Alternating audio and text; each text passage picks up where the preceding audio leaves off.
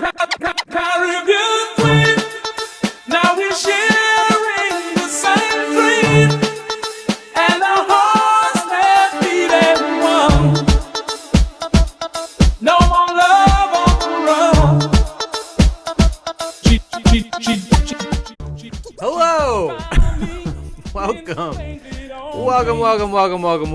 Welcome to the stream, No Scope Comedy. I'm God's original killer, Kane Holloway. And I had to wolf down a motherfucking PB&J. I was starving when I got here. And needed to eat. I was like all jittery. Had like a ton of coffee. Then I was like on the phone with my sister. And we're like talking, and I'm just like fucking jacked up. And then I had a PB&J, and I was on another financial jam, brother. Old quote, old joke in No Scope Comedy lore. What's going on? I'm Kane Holloway, and I still got peanut butter in my mouth. We're gonna do a new thing on No Scope Comedy. I do a show called Going Dutch. It's a dating comedy show that ebbs and flows depending on where I am, who I'm doing it with. Sometimes it's a dating show, sometimes we're just dicking around. And I have a mixture of dating questions, how the show breaks down. Dating questions from a bowl. I also come with ridiculous date ideas. All of this was featured on a show I used to do called Don't Take Bullshit from Fuckers with Greg Behrendt. Very famously wrote He's Just Not That Into You. And I moved to San Diego. He stayed in LA, and we just kind of, I just was like, I'm gonna take a section of the show with me and start doing it over here in San Diego called Going Dutch. It turned into Going Dutch, which I got done doing in Utah, and with my good friend and fellow No Scope Comedy gamer comedian, Short Jake, and it was a blast. So I wanted to bring this here. I miss podcasting. I miss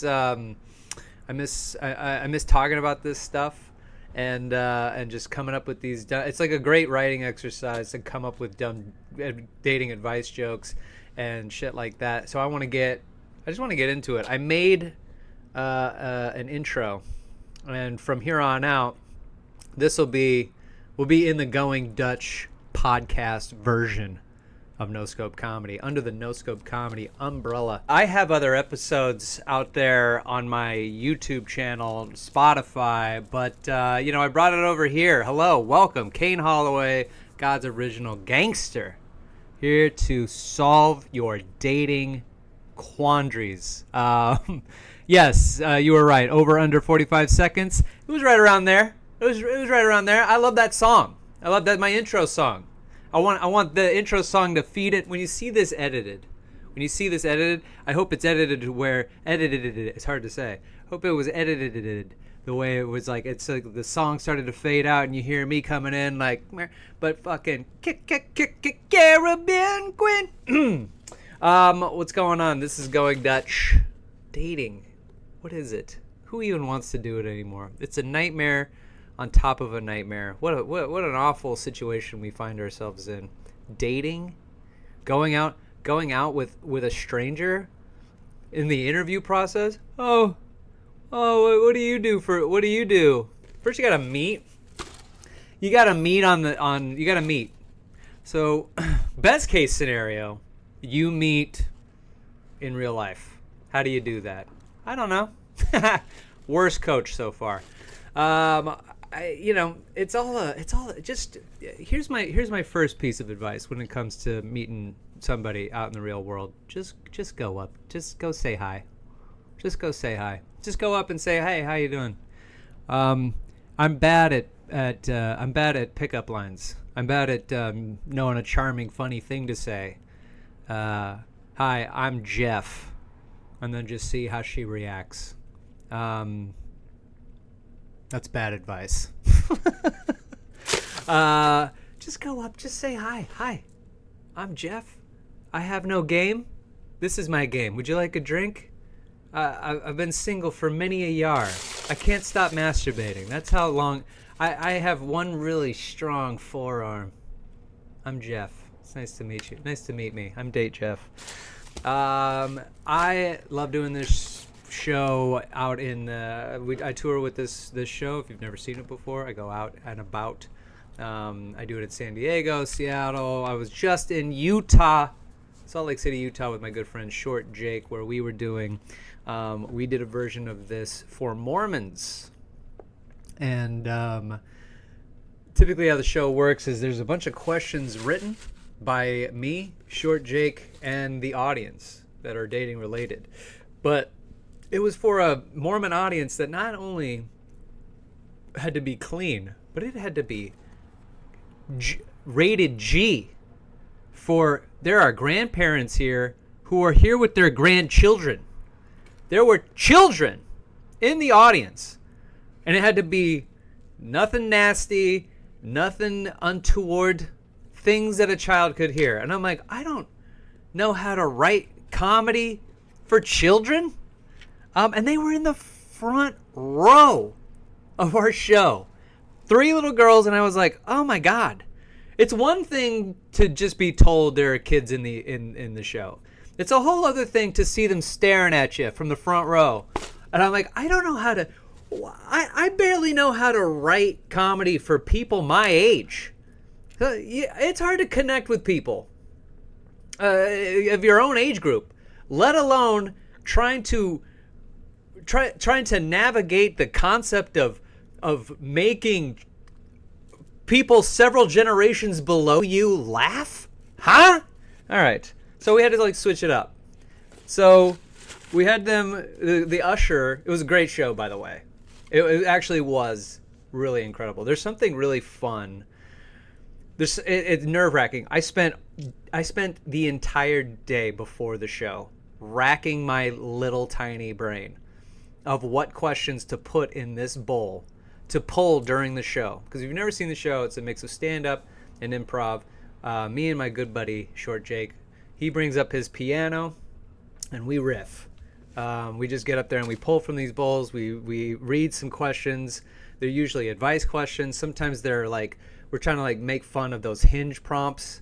When you jump on the dating app Hinge, it tells you oh, name your 5 favorite candy bars, whatever. And somebody dumb is like, well, the first 3 is the 3 Musketeers, and you want to shoot that person in the street.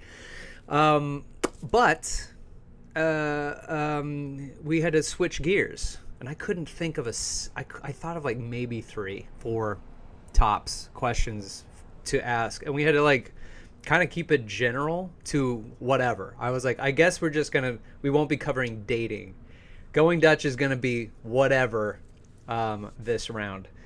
So there's some in here. We'll see if any of it is relationship related. Also, because we had our piano, Jake had his piano. And sometimes we kind of pick on some of the audience members, and we go, hey, what's the how long you guys been together? What's the most recent fight? How can we solve it? How did you guys meet? Kind of get to know them. Then we create a song, and we started this new thing where I would pull a question from the bowl, and then I go, this is going to be our chorus for the song. And we're thinking of this song on the fly. Now, we've done this, I don't know, God, so many times. It feels like 100 times. We do this all over the place. We do it at house shows, comedy clubs, libraries. We did it in this giant auditorium library. 80 tickets sold. Incredible. And the audience, truly, they were on board. But the thing that they I found it. The thing that we told the usher is we're going to be playing music. And so he told them that, and he goes, and somehow it got communicated to the audience. They're going to play music, so you can write some song requests. People requested songs in the bowl. No dating advice questions, no random questions at all. Hey man, do you know Stairway to Heaven? Could you play that right now? It's how did that get off the once they gave it to us and we started to see these, I'm like, oh my God, what an incredible addition. If we can play it, if Jake can play the melody and we both know the lyrics, we will figure it out. But I found one. Song request, Henry VIII I Am by Herman's Hermits. I know that song. It's crazy that I know that song. You know how I know that song? That is a song that Patrick Swayze sings in the movie Ghost to annoy Whoopi Goldberg, a psychic medium who can hear him, into helping him talk to Demi Moore, letting her know that he's dead but a ghost and can try to figure out who murdered him. Because Whoopi Goldberg won't help him, so he sits... he like lays while she's trying to sleep, and he just sings at the top of his lungs, I'm Henry the Eighth, I am Henry the Eighth, I am. I was married to the widow next door. She's been married 7 times before, and all her names were Henry and Ray. And he sings that over and over again until she's like, fuck, fine. That's incredible. 1, that I know that. 2, that was written down. I can't even believe it. They wrote that. Henry the Eighth I Am by Hermit. The fact they even know, that's such a Mormon song request. Out of all the songs that could be requested, that one. Okay. This one I wrote this one. Okay. Worst thing to do before or after a first kiss. I think the worst thing you can do before a first kiss is try to dodge them. It's the worst thing you can do before a first kiss is to try and like, oh, where am I going? Oh, I might be going over here. Where am I going? And the worst thing you can do after a first kiss, I think, is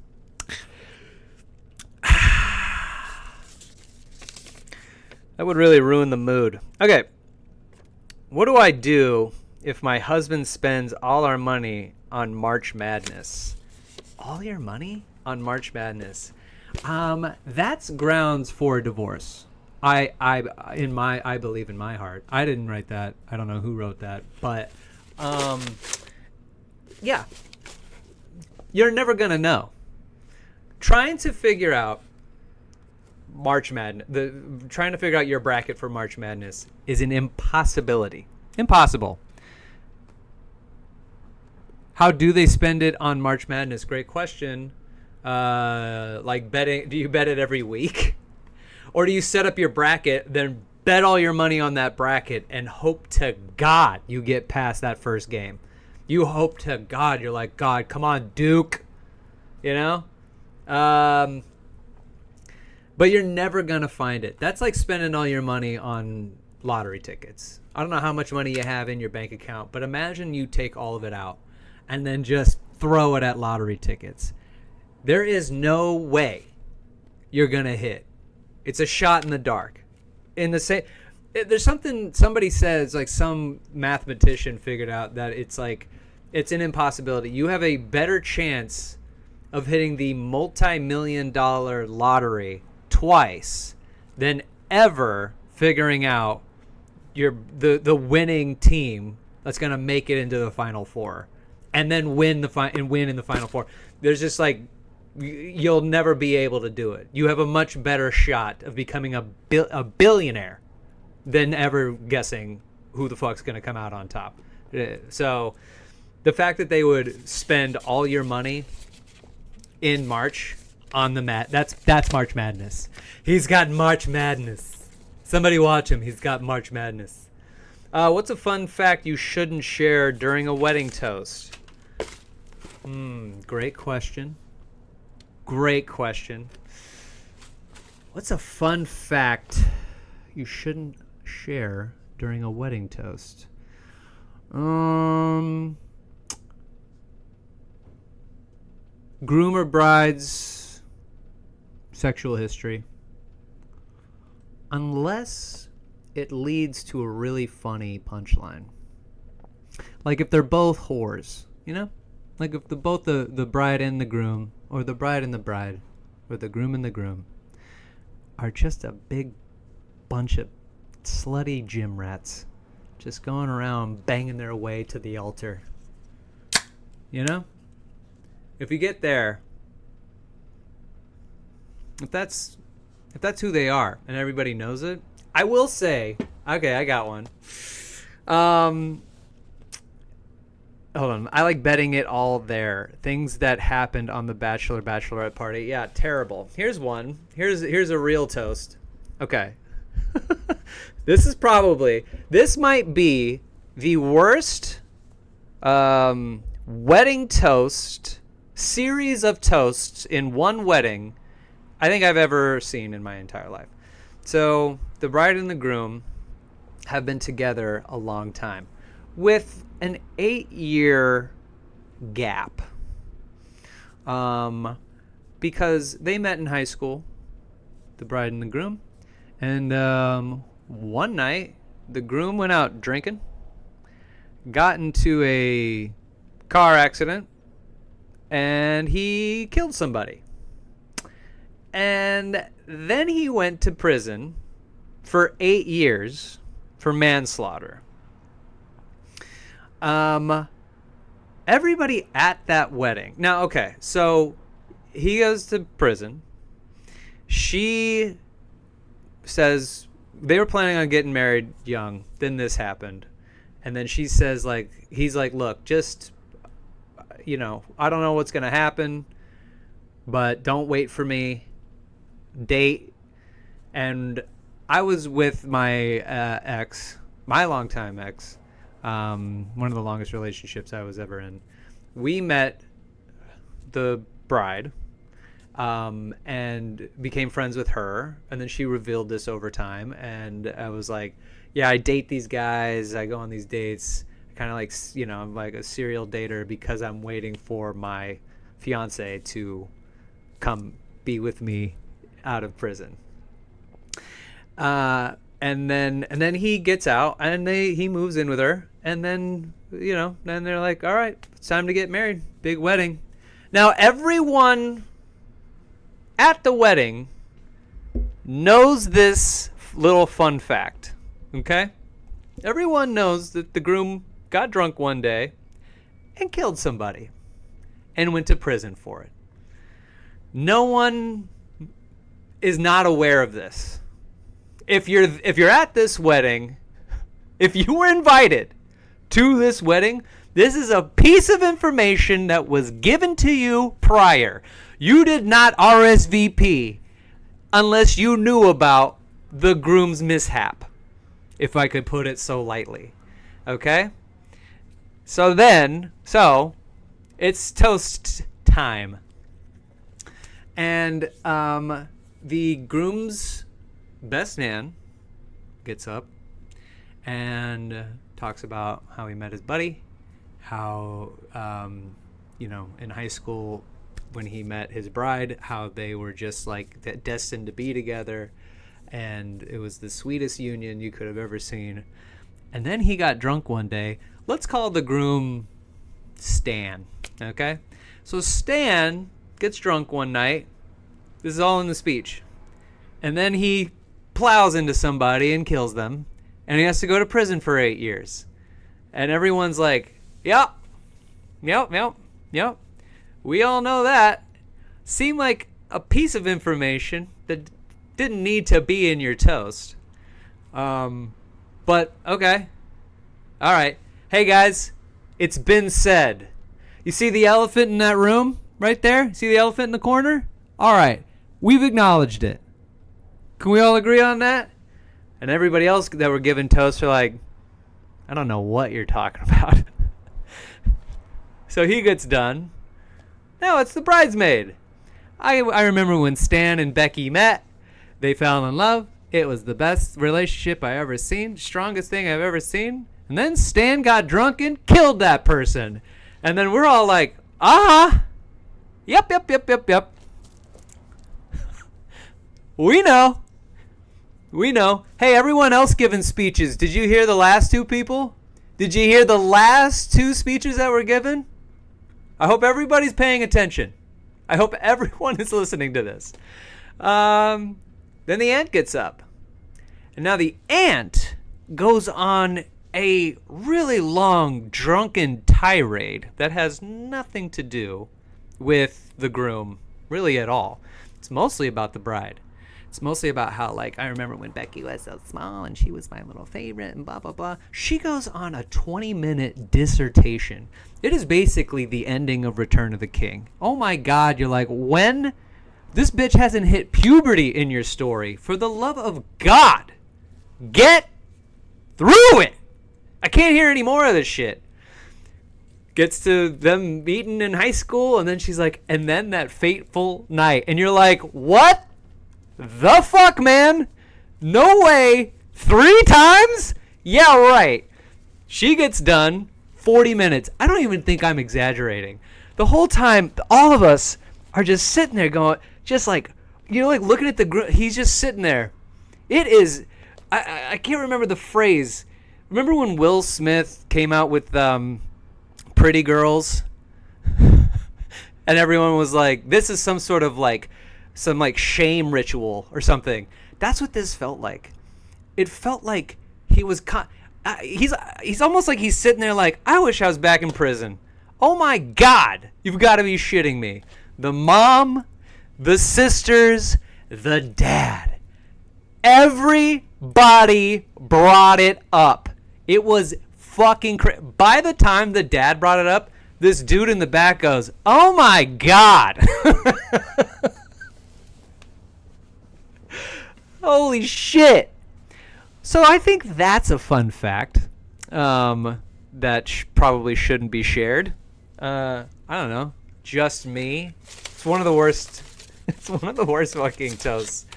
It's the worst. It's the worst series of toasts I think I've ever seen in my entire life. Speed the song up and you think it's pretty good. The song that I played for the intro. Caribbean Queen.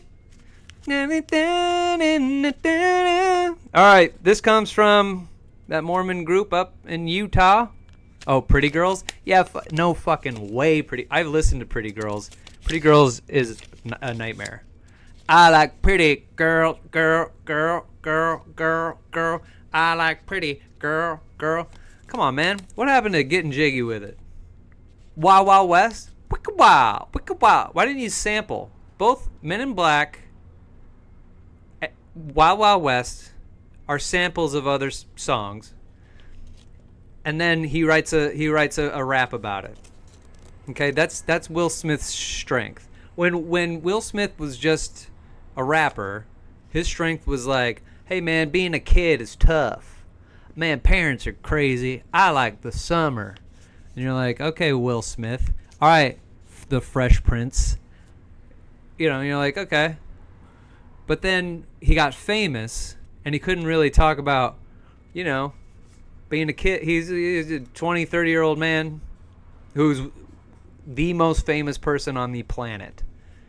Can't really talk about the struggles of being a child anymore, which I guess was his strength. I guess. No DJ Jazzy Jeff. And so what did he do? Big Willie style. Getting jiggy with it. That song about Jaden, which is just him repurposing another song. And then Miami, I think, is on that album. But Men in Black, Wild Wild West. And incredible. That's the Men in. But Pretty Girls is his attempt at a bop. And when you try to make a hit, like getting jiggy with it,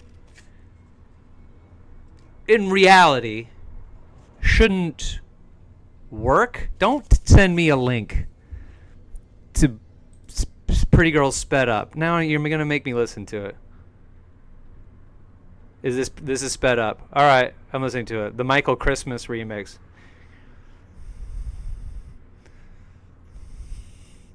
It's still disgusting. Girls, girls, girls, girls, girls. I like pretty girls, girls, girls, girls, girls.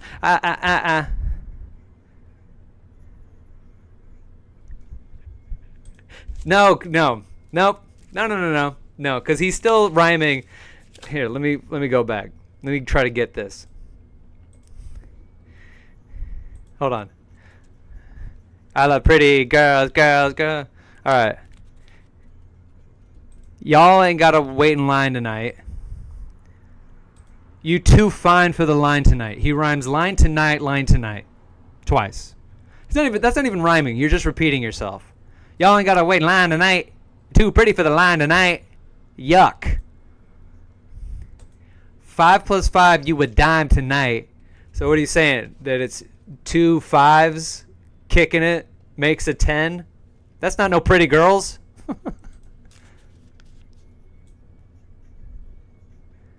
I hate this. Dog, I fucking hate this. Head, shoulders, knees, toes. I've only listened to this one time, and I knew I was going to hate it with all of my heart and soul. But replaying it, you trying to convince me that this is good. You trying to convince me, oh, Pretty Girl Sped Up's not bad. No, it still fucking sucks. Heads, nose, fucking knees, toes. Knees, toes. Oh.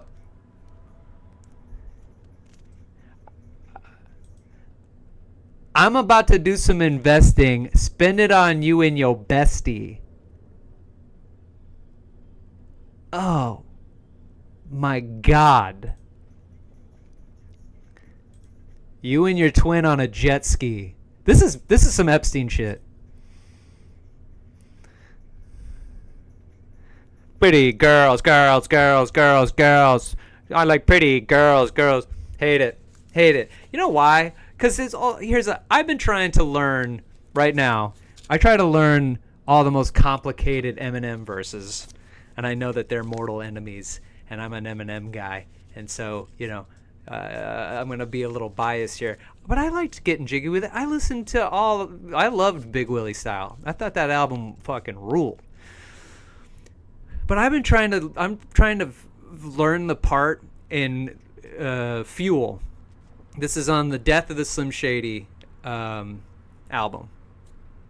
And it's him and Jid. And I was trying to learn it in my trip to Utah because I drove there and back, and so I was trying to learn. It is so complicated when he goes. It's complicated for a couple reasons. The wordplay, and then trying to figure out where to breathe in it. Where he goes, I'm trying to remember it because he goes, Kyle Rittenhouse spitting rounds and tech shoots like brrr, and that ain't no sound effects. Neither was that zigzag with Let's Loose. I don't condone gun violence at schools, but I can't get these voices out in my head. They're putting words in my mouth like alphabet soup. Got the most content on the continent, and constant compliments give me confidence. Across the common sense and incompetence, I'm cognizant the conflicts and consequence of accomplishments accomplished through competition. I've conquered and conked them into unconsciousness. The conscious this King Kong had just called me kamikaze and concocting this. He does that all in one breath, but there's no breath you can take before you hit got the most content on the continent. You can't, like the Kyle Rittenhouse part was like Kyle Rittenhouse spitting rounds to tech shoots like brrr, and that ain't a sound effect, and then you can breathe there, right? You can go because there's no word, there's just a sound effect, and then he goes, and then neither was that zigzag with Let's Loose. I don't condone gun violence at schools, but I can't get these voices out in my head. They're putting words in my mouth like alphabet soup. Got the most content. And then he goes fucking right into it. And then immediately after you get done with that verse, he goes right into, but nobody 16s are touching these motherfucking index finger fuck. Hold on. Got the see, I'm lost in it. God damn it. Okay. You know what I mean? But do you know what I mean? We don't need to go through it. But just that little chunk, he's in his 50s. Eminem is in his 50s.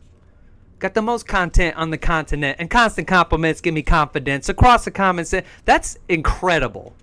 And this fucking loser over here, I like pretty girls. Don't gotta wait in the line tonight because you too fine to be in the line tonight. And tonight's gonna happen because you 2 5s and make a dime tonight. And tonight, look at the lights up in the sky for tonight. Look, the stars are out. It might be tonight, not tomorrow, because it's tonight. You know what I mean? You feel me? You could be on a jet ski with a twin.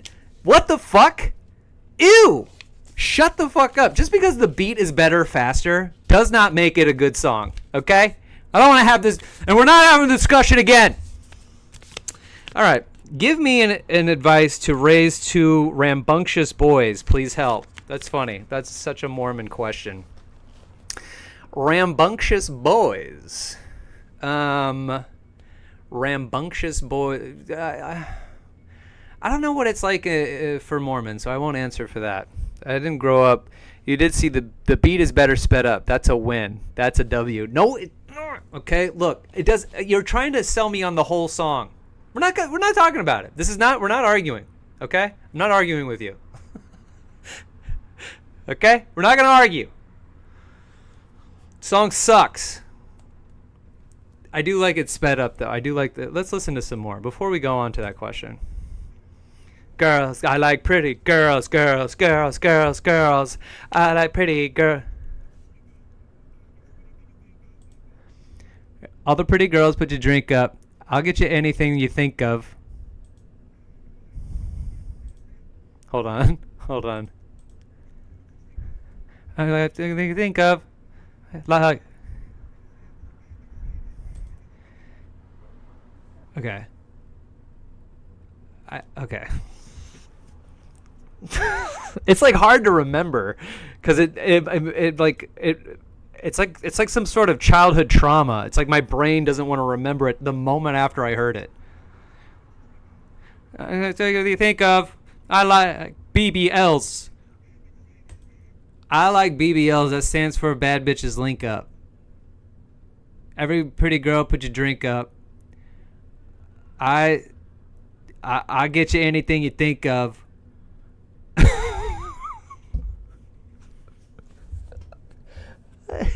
I get you anything you think of. I like BBLs. That's Bad Bitches Link Up.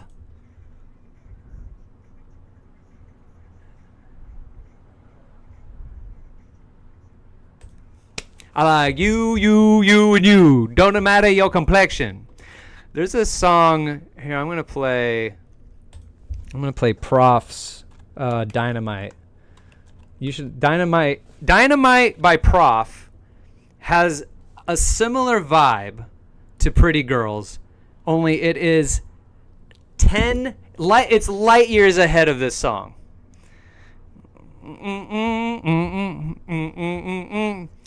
Dynamite, just the beat already. Have you pick it up? Popping in the club all night in the section, picture perfect, I swear you perfection. Yeah, I guess, but again, popping in the club all night in the section, picture perfect, I swear you perfection. He already said that. He said perfect. He said they're perfect. He said she's perfect twice. That's lazy. Popping in the club all night in the section, picture perfect, I swear you perfection. Ugh. I hate it. Hold on. I gotta listen to Dynamite real fast. Dynamite.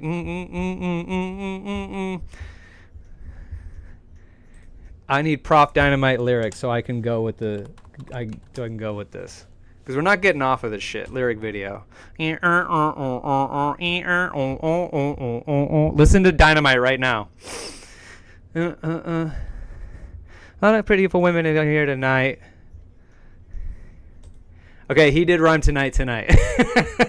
There's a lot of beautiful women in here. I'm just going to have to pull up the lyrics. Dynamite Prof lyrics.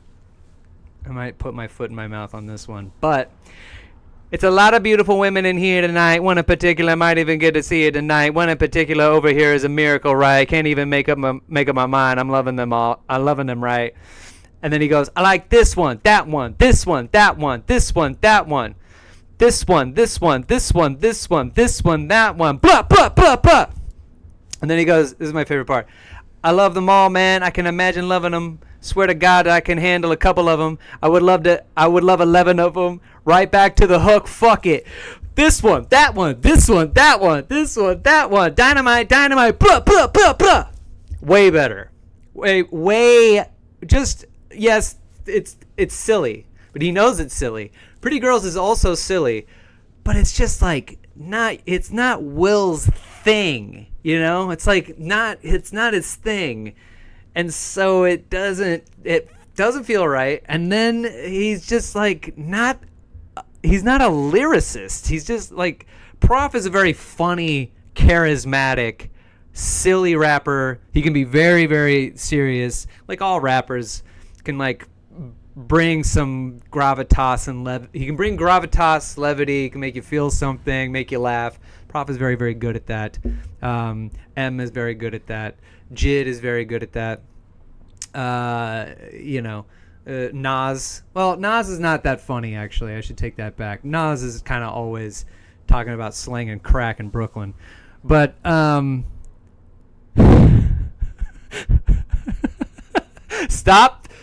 Stop pitching me. I'm going back to Pretty Girls. I'm going to go back to Pretty Girls. Vanilla, chocolate, strawberry, lemon. All right, fuck it. I like women. It's very loosely. Hold on.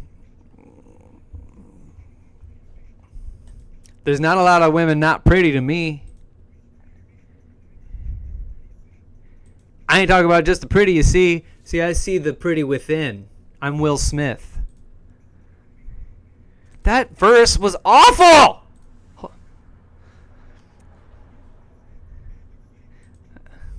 Alright, here we go. Here's the vanilla, chocolate, strawberry part. I like pretty girls, girls, girls, girls, girls. Vanilla, chocolate, strawberry, lemon. Alright, fuck it. I like women. Could not sound gayer. Could not sound like a guy trying to convince his buddies he's not gay. Vanilla, chocolate, strawberry, lemon. Alright, fuck it. I like women. Boobies, boobies, boobies, pussy. I like pussy. I like the feel of pussy. Tonight I'm gonna feel some pussy. You know how you feel pussy? Where you like put your hand on it and it just like they kind of rub up against it and then their boobs swing and bounce and stuff and then you're like, okay, that's enough. I'm gonna go hang with my homies. I like pretty girls, girls, girls, girls, girls. Hanging with my boys, boys, boys, boys, boys. Slanging with my homies. You know I like to chill in the club with my boys, boys, boys, boys, boys. And talk about pretty girls, girls, girls, girls, girls. And then go home by myself, self. And eat some frozen yogurt, yogurt, yogurt, yogurt, yogurt. And masturbate to my own movies. And sleep and wake up and realize I'm still with Jada. Hey, I like pretty girls. Someone like me. I'm sorry, I slapped Chris Rock. That's what that feels like. I hate that song. I hate it. I hate it so much. All right. How do you help this person raise unruly boys? How do we help them raise unruly boys? That's a great question. I don't know. There's been a lot of masturbation talk today. So knock.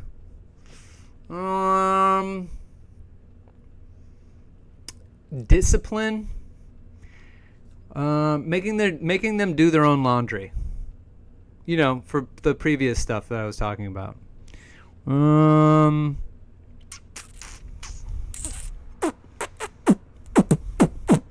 I can't give parent advice.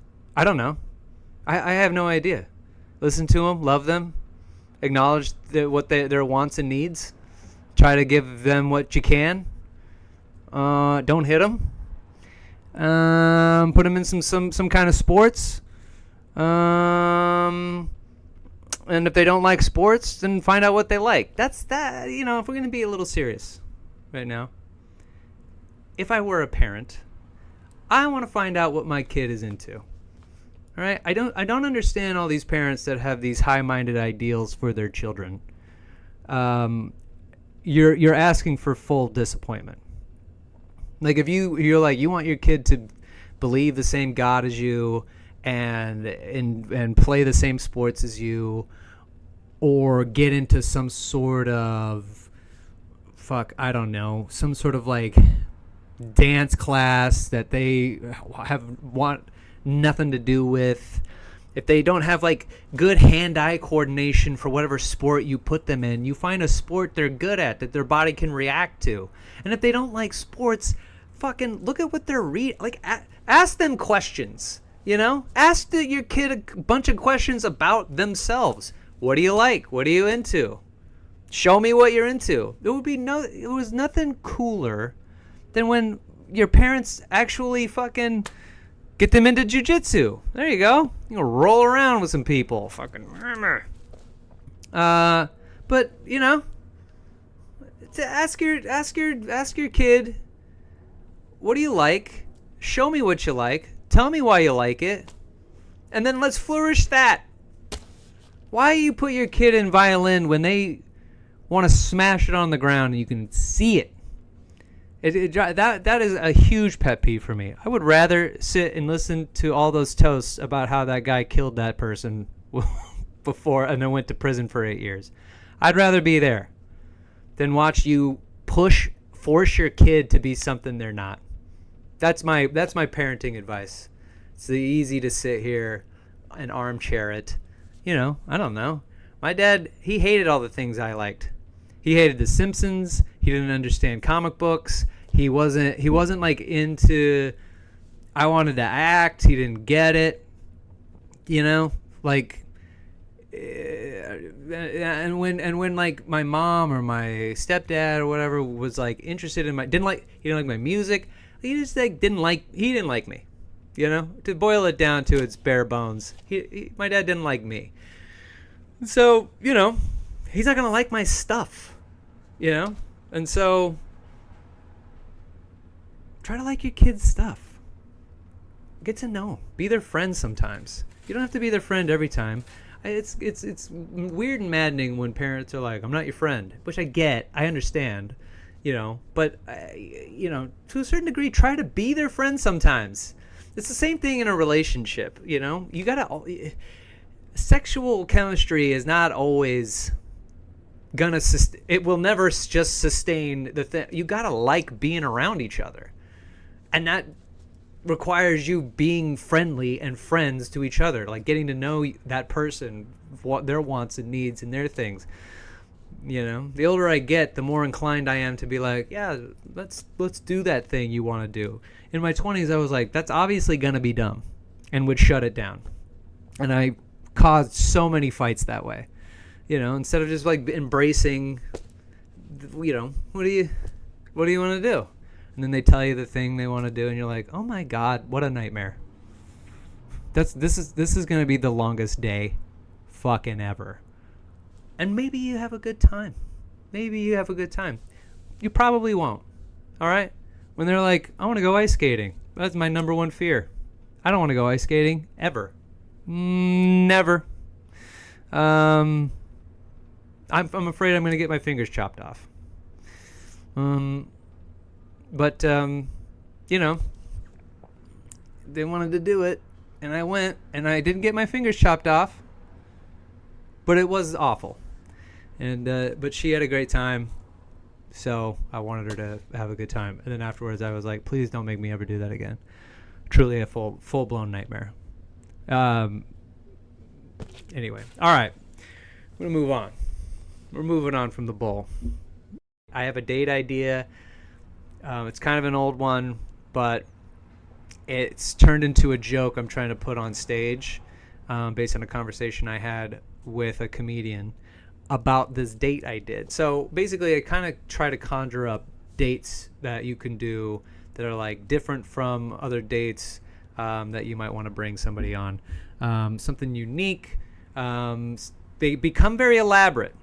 And I was talking to this comedian who he's like in his 20s. He's a young buck, right? And he wants to take this girl out. They met, and then they went on a date, and he wants to like it's like their third date, I think.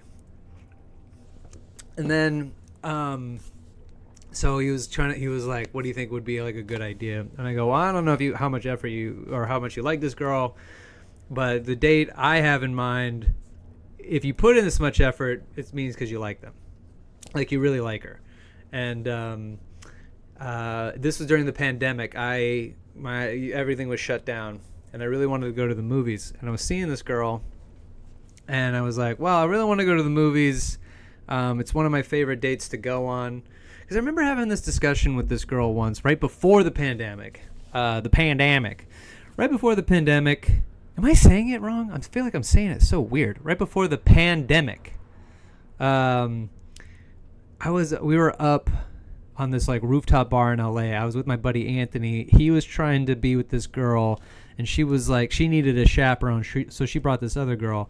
And so then when he found that out, he was like, you want to come with me? And then maybe you could like, you know, like wingman me and get this girl, you know, keep this girl entertained or whatever while I try to smash with this chick. And I said, sure. And then when we get there, this girl has like zero interest in talking to me, or like really even me or Anthony, which is so funny. And I was like, all right, well, I guess I'll just be sitting here drinking. I don't know, I wasn't drinking. I think, whatever, doesn't matter. I'll just be chilling here on this rooftop while Anthony tries to get laid and this girl tries to cock block him. And so that'll be my entertainment for the night. So then this girl's like, we got to find something to do because I canceled a Tinder date to come to this. Like, we got to do something fun. And then I go, what date number was it? And she was like, it's our 4th date, and he wanted to go to the movies. And I was like, what's wrong with going to the movies? And she was like, ugh, typical guy. Wants to go to the, you want to go to the movie, you like the movies too, huh? I don't understand. It's our 4th date.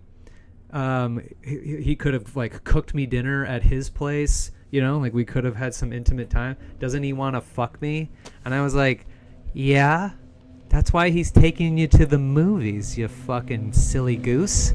Because the movie theater experience is, first of all, crazy expensive. So, you know, if you're worried about that kind of thing and you're like, oh, I want to go on like a nice, fancy, expensive date, the movies are so expensive, and I can't think of a fancier place to be. All right, they have a bar now. Every theater has a bar now. Okay, and I this is the whole tirade I went on when she said that, and I'm like, of course he wants to sleep with you. That's why he's taking you to the movies. Bitch, he's got the movies are expensive. Number one, he's like racking up a $50 to $60 tab. Then that's just tickets alone, right? Getting there, Uber, whatever. Then going to the bar, which you're gonna go. You're gonna go to the bar to get a drink. You get a couple you get like a cocktail. He gets a beer, and then you got the concession stand. There's sweet and salty snacks. You pick up a couple of those, you chewing. If he's smart, he brought a hoodie with him. Doesn't matter if it's like hot ass summer or it's freezing cold. Always bring a zip up hoodie specifically. You get into the theater because every good theater has the AC pumping, or it's chilly. There's good airflow in a theater, so she's gonna get cold. So midway through, if he's smart, unzips his hoodie, throws it over her. There you go. And now he's got his arm around you. Everything's flowing. You got a little buzz going from the cocktail. You got at the MacGuffin bar. You got some like sweet and saltiness going in your taste buds. Previews start. You get to be a little judgmental about what movies are coming out. That looks good. That doesn't look good. You kind of get an insight into who this person is you're sitting next to. Then you're watching a movie which has hot, talented people pretending to be other people. If you go to a good one that has a sex scene in it, then you get the juices flowing. Next thing you know, it's Smush City. All right, you're smashing on tap. If the movie's bad, you get to make out during it. If the movie's good, you just had an incredible experience. Even if the movie is good, you can make out during it. You just see it again later. See it when it comes out on fucking streaming, right? Then you get out and you like pick the movie apart. You start to talk about it, what you liked, what you didn't like, how this actor did. You get another bigger, deeper insight into who this person is intellectually. What do they do? And also, do you have similar interests? Movies bring that out in people. The movie going experience date is incredible. You're wrong. I said that right to her. I pointed right in her dumb face and I said, you're fucking wrong. Right? And then I got her number. Pretty cool. Pretty sweet. Never ended up actually texting or calling her at any point. Oh, yes, of course I advocate for making out in the theater. I did it right before Project Hail Mary, which is incredible. But we're not talking about movies right now. What's the capacity that makes it weird? One time when I was I was a young man. My dad drove me and my date. Her name was Corey. And Corey and I went to go see Ocean's 11. And then when we got in there, she was she was like so excited because it's like all these hot men in this movie. She's like George, fucking Brad Pitt, Matt Damon. She was so excited. She's like, oh, there's all these hot guys in this movie. And then we sit down, and movie starts. She grabs my face. We made out during the whole. I missed. First time I went to see Ocean's 11, I missed the whole movie because we were making out and dry humping, and there were people on either side of us. The fucking theater was packed. People loved it. He was hearing laughing, gasping when the reveal came out. Had no idea. I had a full boner the whole movie, grinding it up against this girl while she was just slop everything. I had like a dry, crusty spit goatee from this girl's mouth. So, and I didn't care. I also was a teenage boy, and none of that really fazed me. Now movie theaters are never that full, and so it doesn't really matter. It's a sad state of affairs. But even if it was packed during my viewing of Project Hail Mary, I told my girlfriend, I was like, we should make out right before the movie starts. And she was like, okay. And we did. And it was awesome. So I'm talking to this comic. He's like, what date should I do? And I go, well, when it was the pandemic and I wanted to take this girl out, I wanted to take her to the movies. But we couldn't. Everything was closed. So I decided that I was going to turn my apartment into a movie theater. So I went to Party City. I went to 7-Eleven. I got a roll of tickets. I wrote the movie on it. We were going to see Desperado because it was on Netflix. And of course, it's a little theme happening. And then I strung up Christmas lights everywhere. I made a sign that said concession stand sign. I hung it above my bar. And then I went to 7-Eleven. I got big gold cups, all the different types of soda, and then all the different candy. And then I also got display candy. So I got the candy that when you see it, you're like, I want Milk Duds. And I go, oh, yeah, you want Milk Duds? Fucking bam, right? And then popcorn. I got a charcuterie board because I knew she liked it. I also got her a bottle of wine. And then I texted her and I was like, yo, I texted her and I said, hey, I'm gonna ask you out, but I'm gonna call you. So just whatever I say yes. And she said, okay, sure. So I call her and I go, hey, do you want to go to the movies? And she's like, yeah. And I go, okay, cool. This is the address to the movie theater. Meet me in the lobby. And so I text her my address, which she's already been to. So she's like, what the fuck is this? Then she comes, meets me in the lobby of my apartment, and I go, okay, we're going to go to the movies now. And then we walk, and we get to a flight of stairs, and I turn, and then I pull up a name tag, and I have and I slap it to my chest, and it says, Ticket Kiosk Guy. And I'm like, hey, guys, what movie are you here to see? And she's like, who the fuck is this guy? And I'm like, I'm the ticket kiosk guy. I work here at this movie theater. What movie are you here? And then she was like, in. This date only works too if this girl's cool with your antics. If you're like kind of playful, you'll find out if she's playful too. She was like in. She was like, okay, yeah, what are we here to see? Desperado. Oh yeah, we're here to see Desperado. I give myself fake money, print out tickets, give it to them, and then we start walking up to my door. Get to my door, I take that name tag off, put a new name tag on, it says Ticket Ripper Guy. I go, you guys are in Theater 1. Open the door to the theater, and it's my big TV. I put a tag on it that says Theater 1.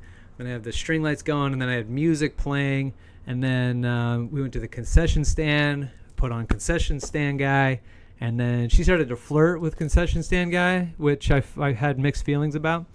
And then we walk to the couch, get to the couch, and you still have to pretend, even though it's just you two, but you still have to pretend like you're in the movie. So we're like walking by the couch going, excuse me, guys, sorry. Oh, sorry, didn't mean to step on you there. Then you sit down, dim the lights, and then on YouTube you can make a playlist So I put a bunch of trailers from all different eras of movies, and then we press play, and they played all those different trailers. Then the Regal Cinema roller coaster ride. Then I put Desperado on and Netflix. It was incredible. It was my favorite date, and I did it not recently, but I did it for my current girlfriend, and she loved it. I had a great time. It was fun to do it for her. Now I told that to this comedian, and he's like listening intently, kind of like the whole time, and then he goes, and then I get done, and he goes, "Dude, that's crazy, because I think I did the same date as you." And I was like, "Really?" He goes, yeah. I had this girl over. I texted her to come over to my place, and she did, and she was already drunk. And I was like, okay. And then he goes, yeah. And then we watched about like, I don't know, 10 to 15 minutes of Con Air. And I was like, okay. And he goes, yeah. And then we fucked. And I was like, okay. And then what? And then he goes, and then she left. What do you think of that? What do you think of that date? And I was like, I don't know, man. That kind of sounds like a crime. And he didn't like it. And I told that on stage, and it got back to him that I was telling that joke, essentially, and he was none too thrilled. Asked me to stop doing it, and I said no. Hopefully you'll learn your lesson, you fucking weirdo. Terrible. So anyway, that's my date idea for this episode.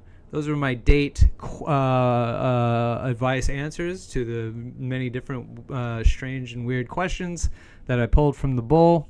Scoob is here. Bro, movie theaters got a bunch of weird-ass cameras watching everything now. That's lame. I do not like that. You told that at our first video game comedy show. That's right.